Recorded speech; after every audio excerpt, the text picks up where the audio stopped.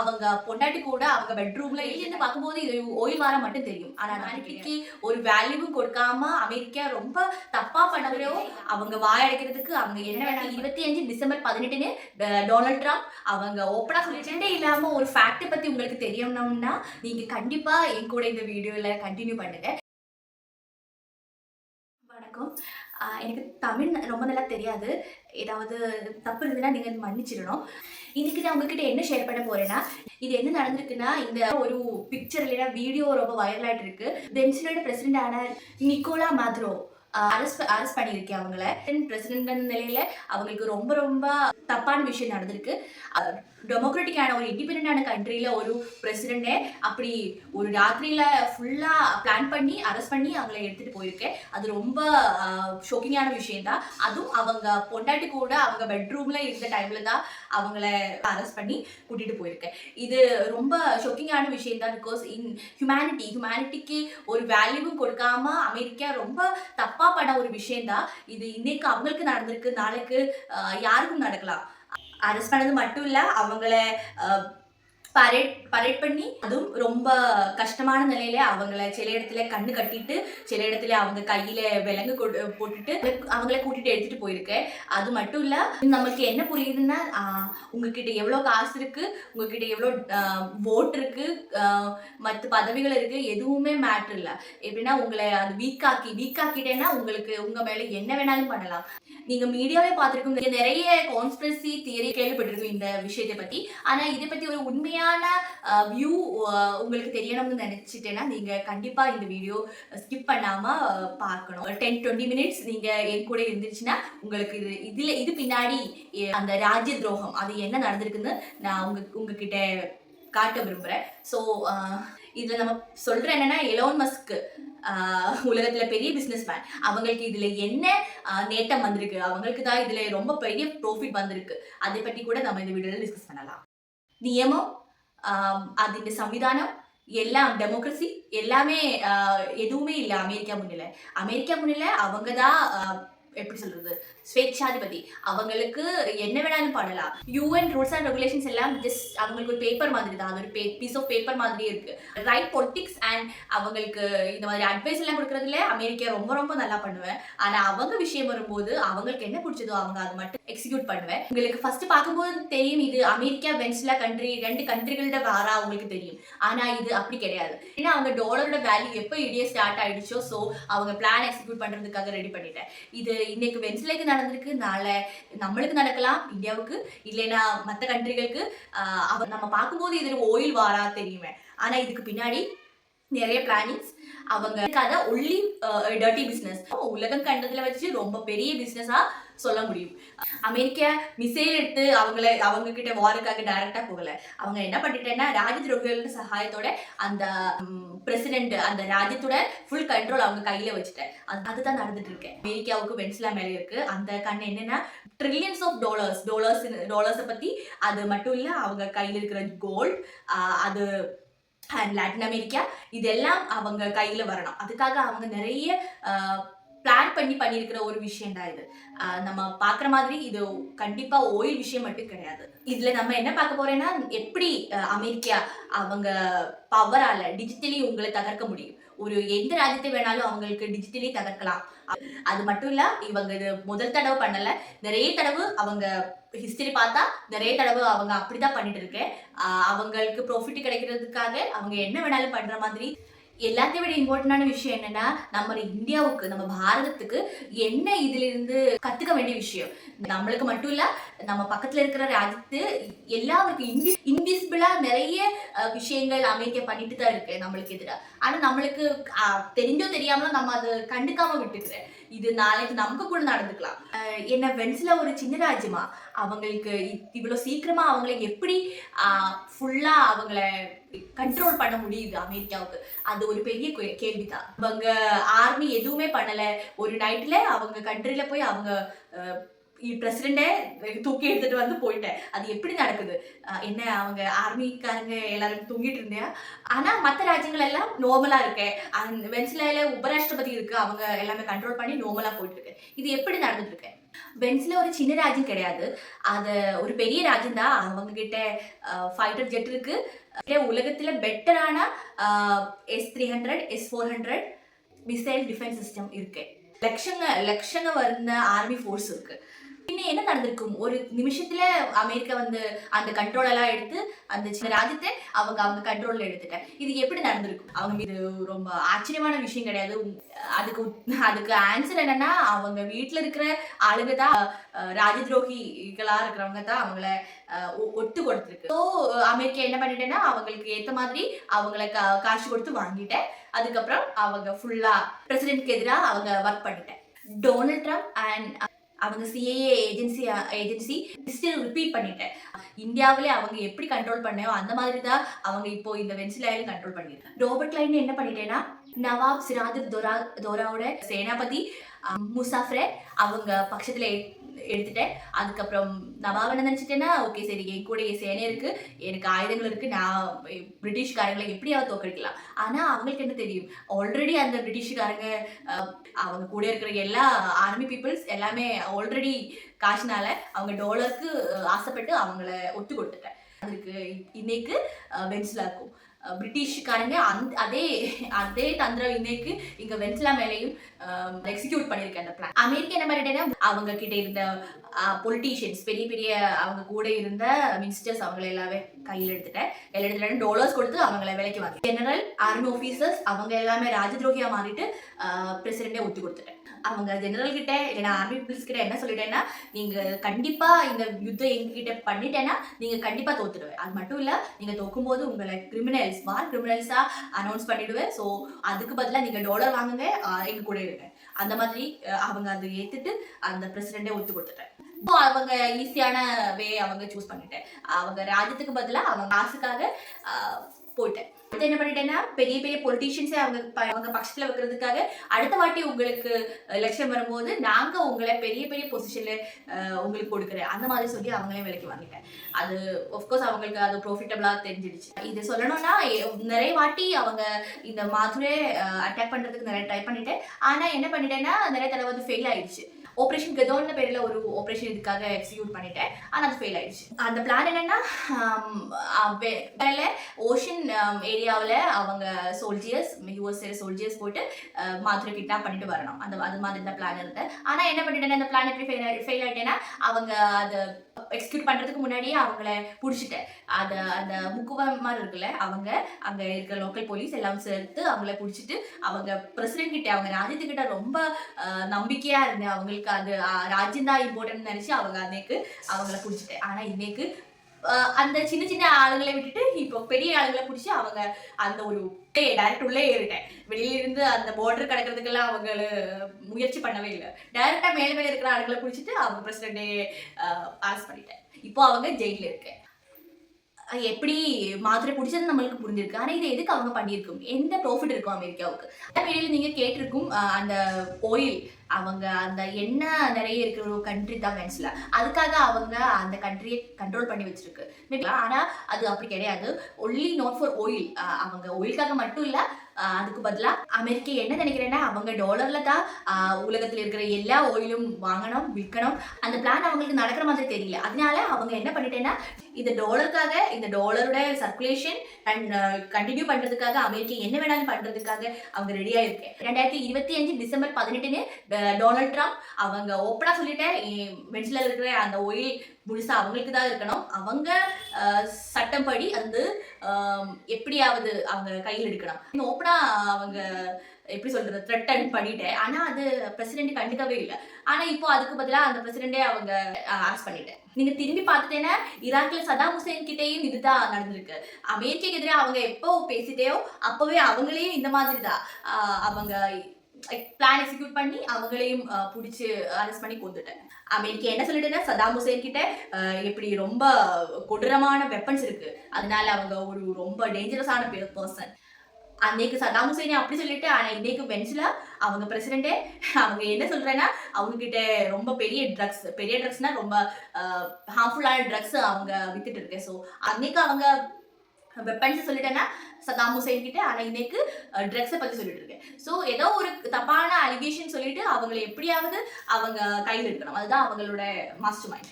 ஆனா யதார்த்தத்துல Saddam Hussein கிட்ட என்ன நடந்திருக்குன்னா, அவங்க உண்மையிலே என்ன ட்ரை பண்ணியிருக்கேன்னா, டாலருக்கு பதிலா அவங்க யூரோல ஆயில் செல் பண்றதுக்காக ட்ரை பண்ணிட்டேன். சதாம் ஹுசைன் எக்ஸிக்யூட் பண்றதுக்கு பிளான் பண்ணிட்டேயோ அப்போவேக்கும் அமெரிக்கா அவங்கள டிஸ்ட்ராய் பண்றதுக்கு பிளான் அங்க போட்டிருக்கு. அந்த மாதிரி தான் இங்கே நடந்திருக்கு. அதுவா அந்த மாதிரி அவங்க டிசைட் பண்ண மாதிரி யூரோயில அந்த ஆயில் செல் பண்ணிட்டு அப்படின்னா டாலரோட வேல்யூ இடிஞ்சிருக்கும். ஸோ அமெரிக்காவுக்கு ப்ராஃபிட் கிடைக்க முடியாத போயிருக்கும். சதாம் ஹுசைன் என்ன அவங்க லைஃப்ல நேரிட்டு இருக்கு, அவங்க ஃபுல் லைஃப் ஸ்டோரி உங்களுக்கு தெரியணும்னு நினைச்சிட்டேன்னா நீங்க அது கமெண்ட்ல சொல்லணும். நான் அதுக்காக செப்பரேட்டா ஒரு வீடியோ கொண்டு வந்து ட்ரை பண்றேன். எப்படின்னா அவங்க ஃபுல் லைஃப் அவங்க எப்படி அமெரிக்கா அவங்கள கொண்டுட்டேன், அதுதான் எந்த ஆப்ரேஷன்ல அவங்கள டிஸ்டர்ப் பண்றதுக்கு ட்ரை பண்ணிட்டேன். அது மட்டும் இல்ல, லிபியா என்ற ராஜ்யத்துல அவங்க கெடாஃபி அவங்க ஆயிலுக்கு பதிலாக கோல்டு எக்ஸ்சேஞ்ச் பண்றதுக்காக பிளான் பண்ணிட்டு இருந்தேன். ஆனா அவங்க விதியும் எல்லாருக்கும் தெரிய விஷயம் தான். இன்னைக்கு வெனிசுலாவை எடுத்து சவுதி அரேபியாவை விட அதிகமா ஆயில் உண்டு. ஸோ அதனால அவங்க எப்படியாவது அதை கண்ட்ரோல் பண்ணி உலகத்தையே வாழணும்னு டிசைட் பண்ணியிருக்க யூஎஸ். 2025 டாலர் விட்டுட்டு அவங்க கண்ட்ரியில் இருக்கிற கரன்சியில பிசினஸ் பண்றதுக்காக அவங்க ட்ரை பண்ணிட்டு இருக்கேன். அது அப்போ அந்த டைம்ல வெனிசுலா அவங்களும் இந்த மாதிரி முயற்சி எடுத்துன்னு வச்சுக்கோங்க, அது அமெரிக்காக்கு எதிராக ஒரு அடியா தான் இருக்கும். பிரிக்ஸ் கூட முயற்சி பண்ணிருக்கு. அவங்க கண்ட்ரியில ஒரு காமனான கரன்சி வச்சுட்டு அவங்க செல் பண்றதுக்கு பை பண்றதுக்காக பிளான் பண்ணிட்டு இருப்பேன். ஆனா இப்போ வெனிசுலாவோட விதி பார்க்கும்போது எல்லாரும் கொஞ்சம் தயக்கப்படுவார். கண்டிப்பா அமெரிக்காவுக்கு வெனிசுலாவோட ஆயில் வேணும். ஆனா ஒன்லி அவங்க கொடுக்குற அந்த இன்ஸ்ட்ரக்ஷன்ல அவங்களுக்கு டாலர்ல மட்டும்தான் அவங்க வாங்குவாங்க. அந்த மாதிரி கண்டிஷன் போட்டதுனாலதான் இன்னைக்கு இந்த ஒரு விதம். ஆனா யாருமே பார்க்காம மேபி நோட்டீஸ் பண்ணாம விசாத போய் விஷயம் என்னன்னா, இதுக்கு this only not about that ஆயிலுக்கு மட்டும் இல்லை, ஆனா அவங்க கிட்ட இருக்கிற கோல்டு. உங்களுக்கு தெரியாது, மேபி வெனிசுலானா பெரிய கோல்டு அவங்க மைன்ஸ் இருக்கிற ஒரு கண்ட்ரி தான். ஸோ அங்கே இருந்து கோல்டு கிடைக்கிறேன்னா அது ஒரு பெரிய விஷயம் தானே. எப்படின்னா அந்த கோல்டு ஒரு லிக்விட் கரன்சி தான். ஆயில் செல் பண்றதை விட ரொம்ப ஈஸியா இருக்கும் அது அவங்களுக்கு மைண்ட் பண்ணி எடுக்கிறது. அண்ட் ஆயில் மைண்ட் பண்ணி எடுக்கிறதுக்கு ரொம்ப ப்ராப்ளம்ஸ் வரும். அதனால அவங்க கோல்டு டார்கெட் பண்ணிட்டேன். நாட் ஒன்லி கோல்டு, அதுக்கு மேலே ஃபியூச்சர் டெக்னாலஜி எப்படியாவது அவங்க கையில் வரணும். வெனிசுலாவோட மண்ணில பெட்ரோலு கோல்டு மட்டும் இல்லை, அங்கே லாட்டின் அமெரிக்காவில் அடி இருக்கிற கோல்டு கூட அவங்க கிட்ட இருக்கு. நீங்க அப்போ எங்கிட்ட கேட்கலாம், அவங்க கண்ட்ரியில கோல்டு இருக்குன்னா அதுக்கு அமெரிக்கா எப்படி அது எடுக்க முடியும்? அது எப்படின்னா அவங்களுக்கு கண்ட்ரோல் அமெரிக்கா பிடிச்சிட்டு இந்த வெனிசுலாவில். ஸோ அதுக்கு ஏற்ற மாதிரி அவங்க அந்த பொலிட்டீஷியன்ஸுன்னு அவங்க மினிஸ்டர்ஸ்னு எல்லாமே அவங்களுக்கு ஏற்ற மாதிரி இருக்கிறவங்கள அங்கே ஒரு பொசிஷனில் கொண்டு வைக்கும். ஸோ அவங்களுக்கு பிடிச்ச மாதிரி அங்கே கரப்ஷன் பண்ணி அது ஃபுல்லாக அவங்களுக்கு எடுத்துக்கலாம். வெனிசுலாவுடைய உபராஷ்டிரபதி என்ன சொல்லியிருக்குன்னா, இது அமெரிக்கா என்ன முயற்சி பண்ணிருக்கே ஒன்லி நாட் ஃபார் ஆயில். அவங்களுக்கு ஆயில் மட்டும் பத்தாது, அவங்களுக்கு அங்கே இருக்கிற மினரல்ஸ், இந்த வேர்ட்ஸ் ஆஃப் மினரல்ஸ்னா அவங்க மினரல்ஸ் சத்தத்துக்கு ரொம்ப இம்பார்ட்டன்ஸ் கொடுத்து சொல்லியிருக்கு. அது எதுக்குன்னா, உங்களுக்கு மேபி ஆச்சரியமா இருக்கலாம், கோல்டன் அண்ட் லித்தியம் மாதிரி இருக்கிற மினரல்ஸ் அங்கே இருந்து கிடைக்கிறதுக்கு வாய்ப்பு அதிகமா இருக்கு வெனிசுலாவோட மண்ணில் இருந்து. அது கிடைச்சிருச்சுன்னா, உங்களுக்கு ஞாபகம் இருக்கான்னு தெரியல, ஒலிவியா இந்த கண்ட்ரியில அங்க லித்தியம் அதிகமா இருக்கு. அங்கேயும் இந்த மாதிரி ஒரு இன்சிடென்ட் பார்க்கறதுக்கு இருந்தேன்.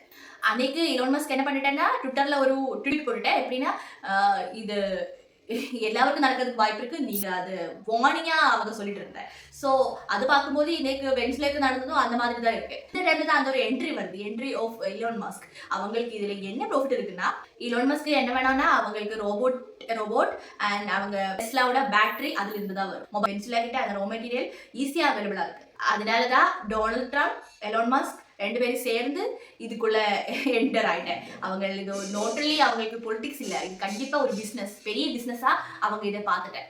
ட்ரம்புக்கு என்ன வேணும்னா அவங்களுக்கு ஃபுல்லா பவர் வேணும், ஆனா எலான் மஸ்க்கு பிசினஸ். அவங்க டர்ட்டி பொலிட்டிக்ஸ் பண்ணிட்டு இது எல்லாமே அவங்க கண்ட்ரோல்ல கொண்டு வந்திருக்கு. உங்களுக்கு தெரியனா ஒரு கதை சொல்றதுக்கு விரும்புறேன். எப்படின்னா, வெனிசுலாவோட பக்கத்துல ஒரு ராஜ்யம் இருக்கு, குயானோ. அங்கே மாதிரி என்ன பண்ணிட்டேன்னா, அந்த இடத்துல ஆயில் மைனிங் நடந்துட்டு இருக்கு. ஸோ அது அமெரிக்காவுக்கு அங்கேருந்து தான் ஆயில் கிடைச்சிட்டு. ஸோ மாதிரி என்ன பண்ணிட்டேன்னா அவங்களுக்கு வார்னிங் கொடுத்துட்டு இது எங்க ராஜ்யத்துக்கிட்ட இருக்கிறது தான். ஸோ நாங்கள் இதை எடுக்க போறேன் அந்த மாதிரி வார்னிங் எல்லாம் கொடுத்து இவங்களை கொஞ்சம் பயப்படுத்துறதுக்கு ட்ரை பண்ணிட்டேன். அவங்க அமெரிக்கன் கம்பெனி அந்த ஆயில் கிடைக்காம அவங்க ப்ராஃபிட் குறைஞ்சிருக்கும். அதனால தான் திடீர்னு இவங்களை அட்டாக் பண்ணி கீழ்படுத்திட்டேன். எப்படின்னா இவங்க இந்த பிளான் எக்ஸிக்யூட் பண்ணிட்டேன்னா அது அமெரிக்காவுக்கு அவங்க ப்ராஃபிட் குறையிறதுக்கு டாலர் இடியறதுக்கு சான்ஸ் அதிகமா இருக்கும். அமெரிக்காவோட பக்கத்துல இருக்கிற நிறைய கண்ட்ரிஸ் லைக் கனடா அவங்க எல்லாம் பயப்பட்டு தான் இருக்கு. சரி நம்மளுக்கு என்ன வர போறையோ தெரியலையே. அது மட்டும் இல்ல குஸ்தாவோ பெட்ரோ கொலம்பியாவோட ராஷ்டிரபதியா இருக்குங்க. அந்த ஒரு அப்படின்னா மெக்சிகோவுக்கு அது பெரிய ஒரு ஓப்பனா ஒரு தட்டணி கொடுத்துருக்கு ட்ரம்ப். ரொம்ப ஈகோயிஸ்டிக்கா அவங்க பிஹேவ் பண்ணிட்டு இருக்கு. அவங்க டொனால்ட் ட்ரம்ப் எப்ப பார்த்தாலும் பீஸ் பீஸ் பீஸ்னு எப்படி சொல்றது லவுடா சொல்லிட்டே இருக்கும். ஆனா இதுல இருந்து என்ன தெரியுதுன்னா அவங்களுக்கு பீஸ் எல்லாம் கிடையாது. அவங்க மனசுல இருக்கிற யதார்த்தமான அந்த ஒளிதான் வெளியில வருது. வெளியில பீஸ்னு சொன்னா கூட அவங்களுக்குள்ள இருக்கிற அந்த ஒரு மிருகம் மத்தவங்களை கஷ்டப்படுத்துறதுக்காக இருக்கிற ஒரு மனசு அதுதான் இதுல இருந்து நம்மளுக்கு தெரியுது. அமெரிக்கா இப்ப என்ன பண்ணிட்டு இருக்குன்னா அவங்களுக்கு அந்த லவ்விங்கா இருக்கிற பேசுறது அந்த மாதிரி ரொம்ப கிரீப்பியா இருக்கிறதெல்லாம் இல்ல. அவங்க என்ன பண்ணிட்டு இருக்குன்னா டைரக்டா அந்த துப்பாக்கி எடுத்து மேசு மேல வச்சுட்டு சொல்லுவேன், சரி நீங்க என் கூட இருக்கிறியா இல்லைன்னா உங்க விதியோ இந்த மாதிரி வென்ஸ்லக்கு நடந்த அந்த பிரசிடென்ட்க்கு மாதுக்கு நடந்த இந்த விதியோ அதுதான் உங்களுக்கு நடக்க போறேன். இதுதான் ரொம்ப உண்மையான விற்றான ஒரு விஷயம். ஆனா நான் இது சொல்லல மாது ரொம்ப நல்ல மனிதனா இருந்தேன் அந்த மாதிரி நான் சொல்ல விரும்பல. இது அவங்களை பத்தி இருக்கிற ஒரு கதை இல்ல. இது ஒரு ராஜ்யத்தை பத்தி அவங்க அந்த ராஜ்யத்துல இருக்கிற மக்களை பத்தி இருக்கிற கதை தான். அடுத்த நம்பர் நம்மளே இல்லையே அந்த மாதிரிதான். எப்படி எந்த ஒரு ஒப்பீனியன்ல நம்மளுக்காக இந்தியாவுக்காக அவங்க ஏதாவது பிளான் போட்டு இருக்கியா? இந்தியாவுக்கு மட்டும் இல்ல மற்ற ராஜ்யங்களுக்கும் இந்த அமெரிக்கால ரொம்ப ரொம்ப கஷ்டங்கள் வரப்போறேன். இதை விட ஷாக்கிங்கான ஒரு விஷயம் என்னன்னா மாதுரை அட்டாக் பண்றதுக்கு முன்னாடி என்ன நடந்திருக்குன்னா வெனிசுலாவில் யாரும் பார்க்காம மேபி சொல்லாம போய விஷயம் என்னன்னா அங்கே இருக்கிற எல்லா சிஸ்டம்ஸும் சைபர் அட்டாக் அவங்களுக்கு மேல நடந்திருக்கிறது மட்டும் இல்ல அது ஃபுல்லா ஸ்டாப் பண்ணிட்டேன். அவங்க ஜிபிஎஸ் எல்லாம் வேலை பண்றதே நிப்பாட்டிட்டேன். ஆர்மி ஆஃபீஸர்ஸ் அவங்க கம்யூனிகேஷன் ஃபுல்லா கட் பண்ணிட்டேன். இது கேள்வி என்னன்னா இது யாரு பண்ணிருக்கும்? ஆன்சர் വളരെ ஈஸியான. இது உலகத்துல ரொம்ப ஈஸியா ஆக்சஸ் வச்சிருக்கிற இன்டர்நெட் மேல சேட்டலைட் மேல ஆக்சஸ் வச்சிருக்கிற யாருன்னா அமெரிக்கா. அவங்க தான் இது பண்ணியிருக்கும். கண்டிப்பா அமெரிக்கன் கம்பெனிஸ் கிட்ட உலகத்துல மேக்சிமம் டேட்டா அவங்க கிட்ட தான் இருக்கு. அது உங்களுக்கு தெரியும்னு நினைக்கிறேன். இதுல இருந்து நம்மளுக்கு என்ன கேள்வி வருதுன்னா நாளைக்கு அமெரிக்கா சொல்றது என்ன நம்ம இந்தியா பிரேசில் இல்லைன்னா வேற ஒரு ராஜ்யம் யாருமே அது கேட்காம வந்துருச்சுன்னா ஒரு பட்டன்லூட அவங்க என்ன பண்ணும்னா நம்ம போன் நம்மளோட ஜிபிஎஸ் நம்ம பேங்கிங் சர்வீஸ் எல்லாமே கட் பண்ணி நம்மளையும் நம்ம ராஜ்யத்தையும் இந்த மாதிரி அவங்க கொண்டு வர பண்றதுக்கு முயற்சி பண்ணுமா? அதுதான் ஒரு பெரிய கேள்வியா இருக்கு. மாதுரை அட்டாக் பண்ணதுனால நம்மளுக்கு என்ன தெரியுதுன்னா நம்ம டெக்னாலஜி நம்மள்கிட்ட இல்லை இல்லைன்னா நம்ம செல்ஃப் சஃபிஷியன்ட் இல்லை டெக்னாலஜி மேல. அப்படின்னா மாதுரை இல்லை மற்ற நம்மளும் அவங்க மாதிரி ஒரு இடத்துல தான் இருக்கு. நம்மளுக்கும் நாளைக்கு இது நடக்கலாம். அதனாலதான் I think north Korea Russia China எல்லாரும் அவங்க டெக்னாலஜி அவங்களுக்காக டெக்னாலஜியை கொண்டு வரதுக்கு ட்ரை பண்ணிட்டு இருக்கேன். அதுக்காக தான் அவங்களுக்காக யூடியூப் அவங்களுக்காக வாட்ஸ்அப் அவங்களுக்காக சொல்லிட்டு நிறைய விஷயங்கள் பண்ணிட்டு இருக்கேன். நாளைக்கு நம்மளுக்கு இந்த விதி வரக்கூடாது.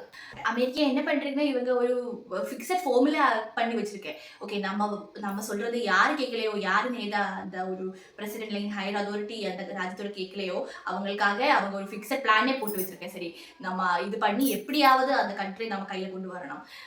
இந்தியாவுக்கு நாளை இந்த மாதிரி ஒரு கதி வரக்கூடாதுன்னு நான் வேண்டிக்கிறேன். அந்த மாதிரி வரதுக்கு சான்ஸ் இல்லன்னு சொல்ல முடியாது, இருக்கலாம். பட் டெமோக்ராட்டிக்கான ஒரு கண்ட்ரியில தான் இப்போ இங்க இந்த மாதிரி நடந்திருக்கு. ஸோ நம்மளுக்கும் நாளை இந்த மாதிரி ஒரு விதி வர்றதுக்கு சான்ஸ் இருக்கு. இவங்க என்ன பண்ணுவேன்னா ஃபர்ஸ்ட் அவங்களை எப்படியாவது பட்டினி அங்க அன்எம்ப்ளாய்மெண்ட் அந்த மாதிரி பெரிய பெரிய பிரச்சனைகள் கொண்டு வந்து எப்படியாவது ராஜ்யத்தை பிரச்சனையில தள்ளி விடுறதுக்காக ட்ரை பண்ணுவேன். அதுக்கப்புறம் அவங்க கிட்ட ரொம்ப நல்லவங்களா நடிச்சு அவங்க ஹெல்ப் பண்ற மாதிரி என்ட்ராகுவேன்.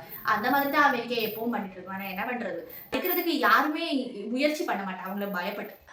உங்களுக்கு தெரியுது அமெரிக்கா புதுசா பண்ணிட்டு இருக்கு அப்படி இல்ல. இது அமெரிக்கா பண்ண முதலே இப்படிதான் பண்ணிட்டு இருக்கு. நிறைய ராஜ்யங்கள் கிட்ட அவங்க இந்த மாதிரி பண்ணிட்டு தான் அவங்க இந்த மாதிரி ரிச் கண்ட்ரியா மாறதுக்கு. ஆனா இதுல ரொம்ப ஃபன்னான விஷயம் என்னன்னா ஃபன்னு சொல்ல முடியாது ஆச்சரியமான விஷயம் என்னன்னா சைனா ரஷ்யா மாதிரி இருக்கிற கண்ட்ரிஸ் எல்லாம் மாதுர் பிரசிடென்ட் ஆஃப் வெனிசுலா அவங்க கூட இருக்கிற பிக்சர் ஷேர் பண்ணிட்டு இருந்தேன் சோஷியல் மீடியால. ஆனா அதே டைம்ல 3-4 மணிக்கூருக்கு அப்புறம் அவங்க விலங்கு போட்டுட்டு இருக்கிற அவங்க கண்ணு கட்டிட்டு இருக்கிற அவங்கள எப்படி புடிச்சிட்டு போற பிக்சர்ஸ் அவங்க ஷேர் பண்ணியிருக்கு.